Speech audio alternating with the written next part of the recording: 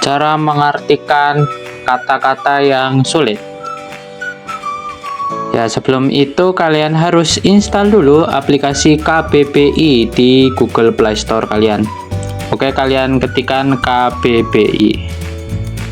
Oke, setelah muncul itu di bagian atas ada tulisan kamus besar bahasa Indonesia, kalian klik ya.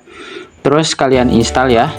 Setelah aplikasi sudah terinstall, kalian bisa buka aplikasi.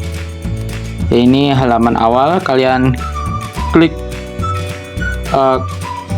seperti kaca pembesar ya di bagian pojok kanan bawah ya. Kalian klik. Di sini kalian bisa ketikkan kata yang sulit. Contohnya kata antar anggota ya, antar anggota. Kita cek apakah dia terpisah atau tergabung lah. Di sini tergabung ya. Ternyata kata antar anggota itu tidak dipisah tapi digabung. Oke, sekian video tutorial dari saya dan terima kasih.